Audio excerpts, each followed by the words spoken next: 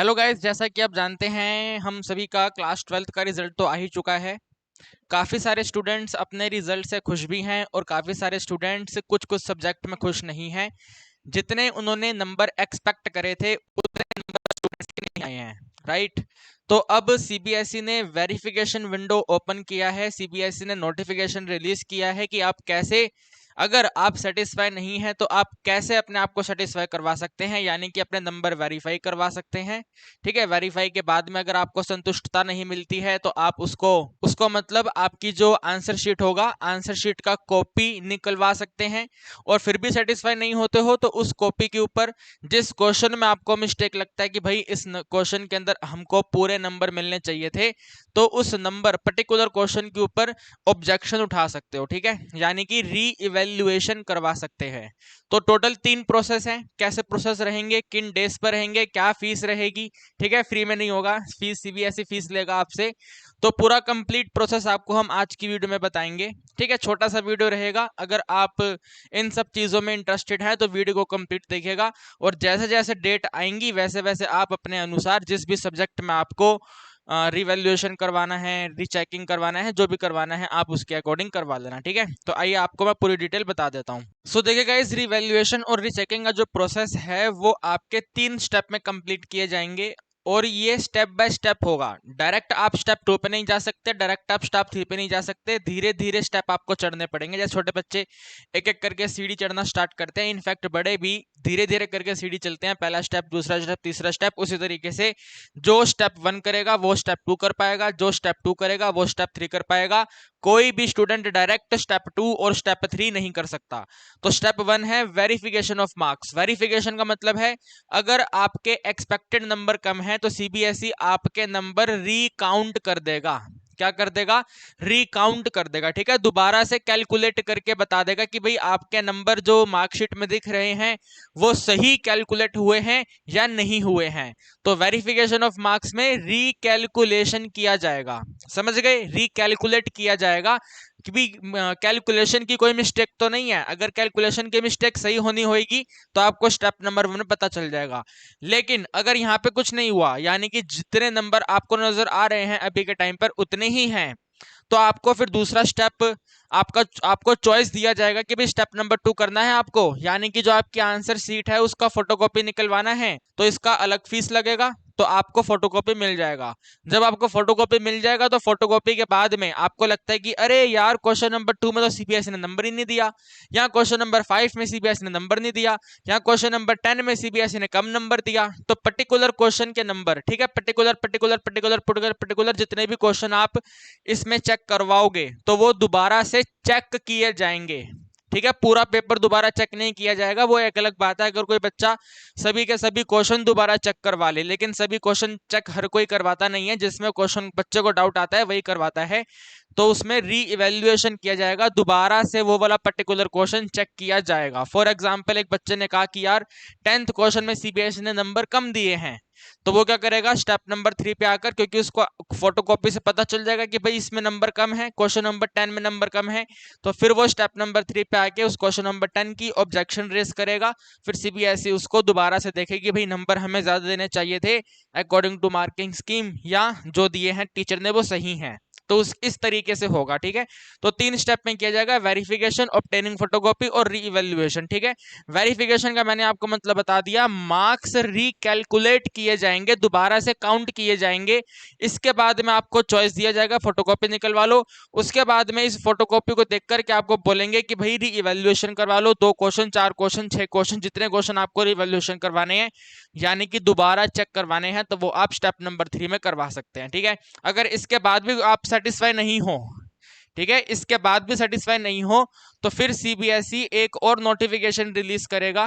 ठीक है, सीबीएसई एक और नोटिफिकेशन रिलीज करेगा इम्प्रूवमेंट एग्जाम का।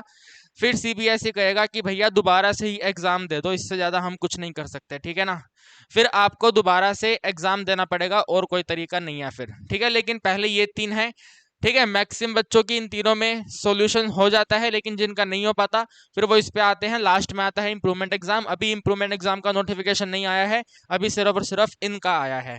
ठीक है भाई, इंप्रूवमेंट एग्जाम के साथ में कंपार्टमेंट एग्जाम का भी नोटिफिकेशन नहीं आया है, सिर्फ और सिर्फ अभी ये नंबर के बारे में बातें की गई हैं। ठीक है, only and only for numbers के बारे में कैलकुलेट की गई है।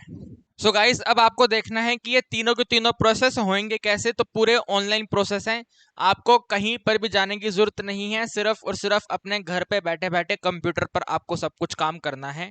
अपने स्कूल तक जाने की आपको जरूरत नहीं है, सारा काम घर पे बैठकर ऑनलाइन होगा। ऑफलाइन कुछ नहीं होना है, आपको अपने आप ही सब कुछ करना है। ऑनलाइन प्रोसेस है, सीबीएसई की वेबसाइट पर लिंक आ जाएगा। ठीक है, सारा नोटिफिकेशन सीबीएसई की वेबसाइट पर आएगा।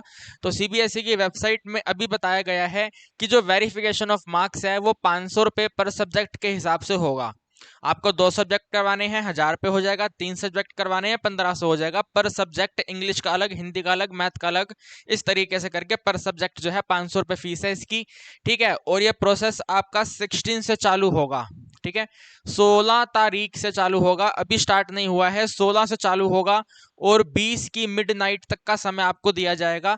अब 20 की मिडनाइट का समय है तो आप ऐसा मत करना कि 20 की मिडनाइट को ही आप ये सब प्रोसेस करने बैठ रहे हो। 16 से चालू हो जाएगा। अब अभी से ही अपना माइंड डेवलप कर लो कि भाई हमें रीवैल्यूएशन करवाना है, वेरिफिकेशन करवाना है। तो 16 तारीख को ही स्टार्ट कर देना या 17 तारीख को फिल कर देना। ठीक है, इसका रिजल्ट कब आएगा, इसका पता कब चलेगा। तो देखो, अगले वाला जो स्टेप नंबर 2 है वो 31 मई है, यानी कि 21 मई से लेकर के 31 मई के बीच में आपको बताएंगे कि आपके नंबर वेरीफाई रीकैलकुलेशन में नंबर बढ़े हैं या नहीं बढ़े हैं। ठीक है, अगर नहीं बढ़े हैं तो भी पता चल जाएगा, बढ़े हैं तो भी पता चल जाएगा, और अगर बढ़े हैं तो आपको एक नई रिपोर्ट कार्ड दे दी जाएगी कि भैया आपके नंबर अब ये हो गए हैं। ठीक है, वो सब लिंक सब कुछ आपको सीबीएसई की वेबसाइट पे मिलेगा। इसके बाद आप फोटोकॉपी ऑब्टेन कर सकते हैं स्टेप नंबर 2 में। तो फोटोकॉपी के लिए आपको 31 मई से लेकर के 1 जून की मिडनाइट तक का समय दिया जाएगा। सिर्फ दो दिन दिए जाएंगे, बिल्कुल भाई बिल्कुल, सिर्फ 2 दिन दिए जाएंगे, 31 तारीख और 1 तारीख। ठीक है, 31 मई और 1 जून को आपको समय दिया जाएगा। भाई 1 जून की मिडनाइट तक का समय आपके पास होगा। अगर आपको फोटोकॉपी क्या कहते हैं ऑब्टेन करवाना है, फोटोकॉपी चाहिए अपनी आंसर शीट का किस सब्जेक्ट का, तो 31 मई और 1 जून को आप करवा लें। और इसका फीस रहेगा 700 रुपये पर सब्जेक्ट।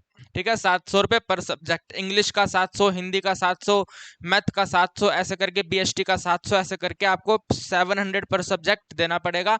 आपके पास में फोटोकॉपी, जिस टीचर ने आपका चेक किया होगा, फोटोकॉपी आपके पास में आ जाएगा। ठीक है, फिर आता है रिवैल्यूएशन। अब आपके पास फोटोकॉपी आ गया।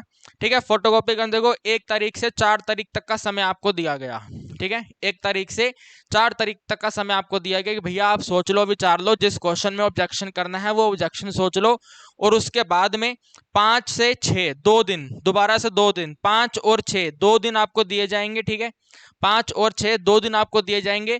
जिस जिस क्वेश्चन में आपको दिक्कत तकलीफ है 100 रुपीज पर क्वेश्चन आपसे लिया जाएगा और आपका वो वाला क्वेश्चन दोबारा से चेक कर दिया जाएगा। ठीक है, दोबारा से चेक कर दिया जाएगा वो वाला पर्टिकुलर क्वेश्चन। आपने क्वेश्चन नंबर 10 करा, क्वेश्चन नंबर 5 करा, क्वेश्चन नंबर 8 करा, 3 क्वेश्चन कर दिए, तो 3 क्वेश्चन में आपके 300 रुपीज हो गए। आपने 2 पेपर निकलवाए हैं, एक पेपर में 3 क्वेश्चन, दूसरे पेपर में 4 क्वेश्चन, 7 क्वेश्चन टोटल हो गए। 7 × 100 700 रुपीज आपकी फीस हो जाएगी। इस तरीके से करके होगा। ठीक है भाई, तो ध्यान रखिएगा, 16 से लेकर 20 आपको फिल करना है, 21 से लेकर के 31 आपको इसका रिजल्ट देखने को मिलेगा। फिर 31 से लेकर 1 2 दिन का समय मिलेगा, फोटोकॉपी निकलवा सकते हैं। फोटोकॉपी आपके पास आ जाएगा, 4 दिन का समय है, सॉरी 4 नहीं 3 दिन का समय है, 2 3 और 4। ठीक है, 2 3 और 4 3 दिन का समय है। आराम से फोटोकॉपी को देखिए, जिस क्वेश्चन में आपको दिक्कत तकलीफ है वो वाला क्वेश्चन आप दोबारा से ऑब्जेक्ट कर सकते हैं और वो वाला पर्टिकुलर क्वेश्चन दोबारा से चेक कर दिया जाएगा। और अगर उसमें आपको नंबर मिल रहे होंगे तो आपको एक नई रिपोर्ट कार्ड दे दी जाएगी। ठीक है, और रिपोर्ट कार्ड कैसे दी जाएगी वो सब की सब अपडेट सीबीएसई अपनी वेबसाइट पर देता रहेगा। अभी के टाइम पर टिल डेट जब मैं वीडियो बना रहा हूं तब तक की जो लेटेस्ट नोटिफिकेशन है वो यही है।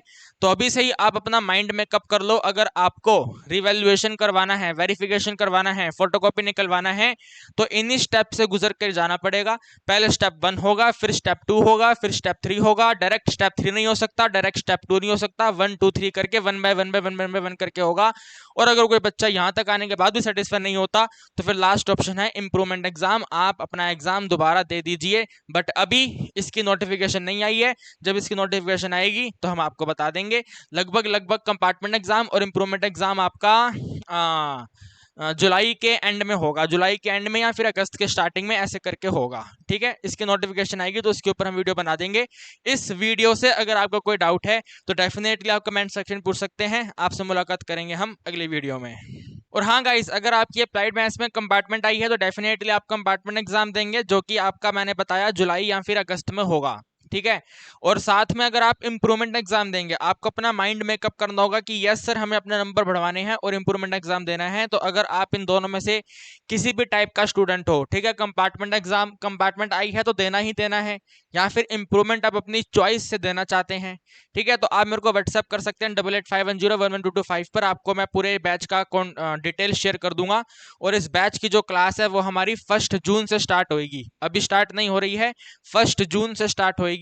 तो आपकी चॉइस है, आप अपना माइंड मेकअप कर लीजिए कि हमें इंप्रूवमेंट एग्जाम देना है, कंपार्टमेंट आई है तो कंपार्टमेंट तो देना ही है।